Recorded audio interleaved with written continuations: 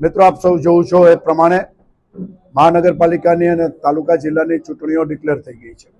રોજ એક પછી એક ભાજપના મિત્રોએ કોંગ્રેસ જોઈન્ટ કરી, આમ આદમીની ટિકિટો ડિક્લેર થઈ ગઈ હતી એવા લોકોએ પણ કોંગ્રેસ જોઈન્ટ કરી।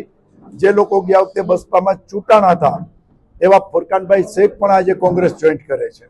કોંગ્રેસની નીતિ રીતિ, કોંગ્રેસની વિચારધારા, કોંગ્રેસ આ દેશ માટે શું કર્યું, કોંગ્રેસ આ જામનગરની જનતા માટે શું કરશે એ વિચારોથી પ્રભાવિત થઈને અલગ અલગ પાર્ટીના ચૂંટાયેલા લોકો, ટિકિટો મળેલા લોકો કોંગ્રેસ જોઈન્ટ કરી રહ્યા છે।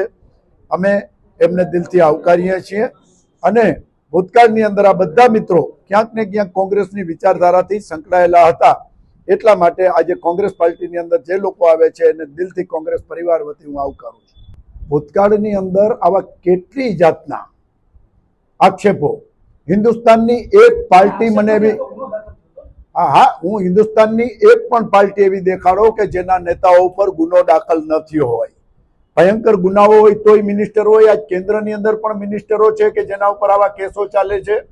આક્ષેપ કરવો એ એક વાત છે અને ગુનો સાબિત કરવો એ બીજી વાત છે। ગુનો સાબિત થાય પછી જ ગુનેગાર કહેવાય। આજે તો જેના ઉપર ગુના સાબિત થયા છે એવા કેન્દ્રમાં અને રાજ્યમાં ભારતીય જનતા પાર્ટીના કેટલાય લોકો મિનિસ્ટર થઈને બેઠા છે। એક નાનો કાર્યકર જ્યારે જોડાય ત્યારે આવા આક્ષેપ કરવા, જો આવા આક્ષેપનો જવાબ જોતો હોય કોઈ પણ પાર્ટીને, તો આવો ચાંદી બજારની અંદર આપણે જનતાની વચ્ચે, મીડિયાની વચ્ચે ચર્ચા કરીએ।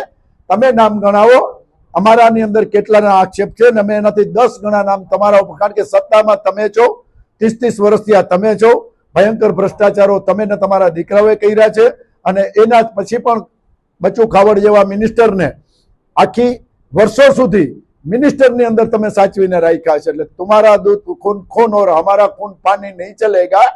જનતા ફેસલો આપશે, જેની ફેવરમાં આપશે એ અમે સ્વીકારી લેશું। બીએસપી મૂકવાનું મારું નિજી કારણ છે, એના કારણે હું બીએસપી પાર્ટી મૂકું છું અને હું વર્ષોથી આંબેડકરવાદી વિચારધારાથી પ્રેરિત છું અને આંબેડકરવાદી વિચારધારા એ મને કોંગ્રેસ પાર્ટીમાં જ મળી શકે અને કોંગ્રેસ પાર્ટી પોતે એક આંબેડકર વિચારધારા ઉપર ચાલવાવાળી પાર્ટી છે, એટલે હું કોંગ્રેસ પાર્ટી જોઈન કરી છે।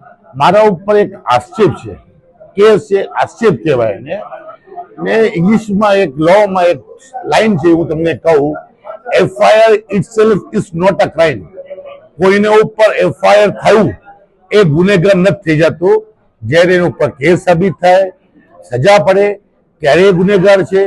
રાજકીય જીવનમાં એફઆઈઆર દરેક વિરોધ પક્ષમાં હોય તો દર બીજા નેતાઓ પર એફઆઈઆર થઈ હશે, એવા કોઈ અમારા કોઈ વિરોધ પક્ષના કોઈ નેતા બાકી નહીં હોય જેને ઉપર એફઆઈઆર નહીં થઈ હોય। વિરોધ પક્ષમાં અમને રહેવું હોય તો આવા એફઆઈઆર તો અમારે માથે ઉપર અમારે આવવાના જ છે। હું વોર્ડ નંબર 6 માંથી ચૂંટણી જીતો છું ને હાલમાં વોર્ડ નંબર 6 માંથી જ હું કોંગ્રેસથી ચૂંટણી લડવાનો છું।